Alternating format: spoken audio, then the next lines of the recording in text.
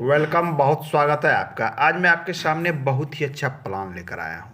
आइए किस प्रकार से इस प्लान को एडजस्ट किया गया है, हम इसके विषय में बात करते हैं। बात करें हम इस प्लान की, तो ये प्लान जो है लंबाई चौड़ाई की, तो ये 30 फीट इसकी चौड़ाई है। यहाँ से यहाँ तक 30 फीट इसकी चौड़ाई रखी गई है और यहाँ से यहाँ तक ये करीब 40 फीट है।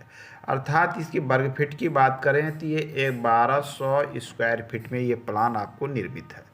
अब इसमें किस प्रकार से चीज़ें एडजस्ट की गई है, हम एक एक करके इसकी बात करेंगे। बहुत ही अच्छा, बहुत ही सुंदर स्पेसियस प्लान है। आप इसे चलिए मैं इसे आपको दिखाने का प्रयास करती हूँ। यहाँ से इसका फ्रंट है, ये जो सामने देख रहे हैं यहाँ से ये फ्रंट है। आपको ये मेन रोड यहाँ पर है। अब इस रोड से आप यहाँ फ्रंट से प्रवेश करते हैं तो ये आपको एक पार्किंग एरिया मिल जाती है। इस पार्किंग एरिया की लंबाई चौड़ाई की बात कर ले तो ये 12 गुना 12 की लगभग स्पेस है, जो काफ़ी स्पेसियस है। आप पार्किंग एरिया, आप आवश्यकता है तो पार्किंग एरिया रखें, या फिर आपको लगता है कि बरामदा बनाना है तो बरामदे के रूप में भी यूज करें। ओपन एरिया के रूप में इसे आप यूज कर सकते हैं, मल्टीपर्पज़ यूज कर सकते हैं। आप यहाँ पे 5-6 बाइक भी इजी वे में लगा सकते हैं, अपने टेबल चेयर वगैरह भी यहाँ पे लगा सकते हैं गेस्ट के लिए।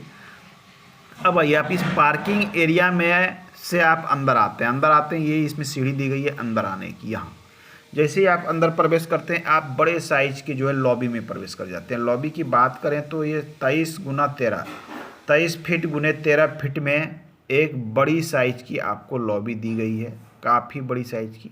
आप देखिए किस प्रकार से इसकी सजावट, ये डाइनिंग हॉल, डाइनिंग स्पेस के रूप में आप यूज कर सकते हैं। इसी लॉबी से आपको सारी चीज़ें अटैच्ड है।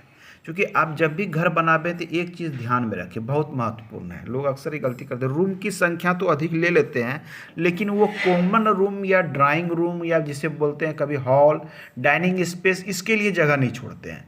तो लोगों का क्या होता है कि मैक्सिमम समय डाइनिंग हॉल में कटता है। तो डाइनिंग हॉल या ड्राइंग हॉल या फिर सिर्फ हॉल या लिविंग एरिया कहें, हालांकि सारी चीज़ें अलग अलग है, लेकिन ये सभी चीज़ें लोग एक ही जगह यूज करते हैं। तो ये एरिया स्पेसियस होना अति आवश्यक है। ये एरिया यदि आपका बड़ा रहता है तो आपके घर में सारी चीज़ों की मैनेजमेंट अच्छी लगती है। नहीं तो आपको कुछ भी होता है तो हमेशा आपको रूम में ही अंदर प्रवेश करके बैठना पड़ता है। अब देखिए यहाँ पर, देखिए एक बड़ा साइज का किंग साइज का यहाँ सोफ़ा लगा हुआ है, यहाँ टेबल लगे हुए हैं, यहाँ कारपेट बिछी हुई कितनी अच्छी लग रही है। अब सामने देख लीजिए, यहाँ पर इस प्रकार से सीढ़ी यहाँ से अप हो गई। यहाँ से आप फर्स्ट फ्लोर पे जा सकते हैं, यहाँ सीढ़ी दे दी गई, यहाँ से ऊपर जा सकते हैं। यहाँ पर आपके टीवी का कैबिनेट लगा हुआ है और यहाँ एक बहुत बड़ा स्पेसियस जगह है। आप चाहे तो एक यहाँ सोफ़ा चेयर, उसके बाद आप यदि इच्छा हो तो यहाँ डाइनिंग टेबल, एक छोटा बेड, सिंगल बेड भी यहाँ पर लगाया जा सकता है, इतना स्पेस है। तो जब भी आप निर्माण करें तो इन चीज़ों का ध्यान आपको अवश्य रखना चाहिए कि हॉल की साइज बड़ी रखें, क्योंकि आज के समय में लोग हॉल की साइज को महत्वपूर्ण, एक रूम यदि आपको कम भी पड़ जाता है कोई बात नहीं, लेकिन हॉल का साइज आपको अवश्य बड़ा रखना चाहिए। अब आइए हम रूम की बात करें तो इस सेंटर से आप एक रूम आपको यहाँ मिल जाता है। रूम की बात कर ले लंबाई चौड़ाई की तो 11 गुने 12, ये लगभग 130-32 स्क्वायर फीट का एक रूम है। बहुत अच्छा स्टैंडर्ड साइज, ये 12 फीट है और ये 11 फीट है। तो एक बड़े साइज का आपको ये रूम दे दिया गया, बहुत ही अच्छे साइज का रूम है। अभी इस रूम के बाद आपको एक चीज़ बता दूं, ये जितने भी ये सिम्बॉल है, ये सारे सिम्बॉल जो है विंडो के हैं। तो आपको थोड़ा सा वेंटिलेशन के विषय में कन्फर्मेशन हो जाएगा। अब यहाँ से जब हम आते हैं तो आपको इस हॉल से ये रूम कनेक्ट है, ये सीढ़ी तो फ्रंट में है। सामने आपको मिल जाते हैं ये लैट्रिन बाथरूम।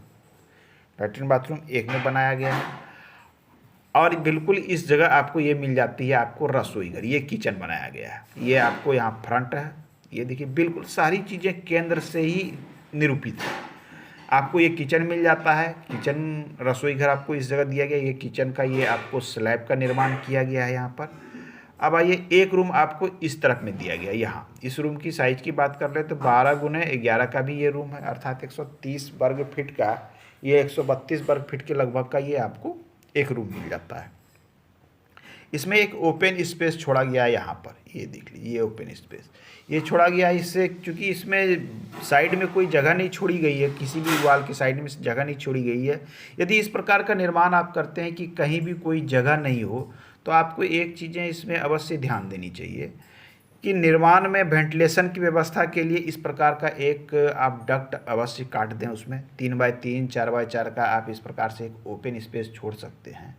और ये ओपन स्पेस इस प्रकार से छोड़े कि आपकी रसोई घर और शौचालय, ये दो महत्वपूर्ण हो जाते हैं टॉयलेट, कि इसका वेंटिलेशन अवश्य हो।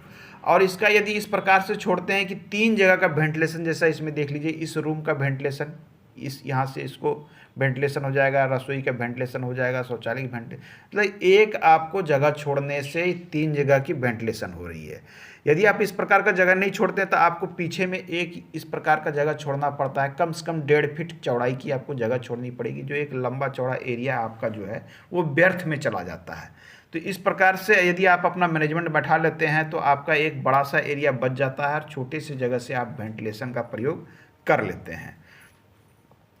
तो आप देखें, ये छोटा सा प्लान आपके पास इससे मिलता जुलता मेजरमेंट का यदि प्लान हो तो इसे वहाँ एडजस्ट किया जा सकता है।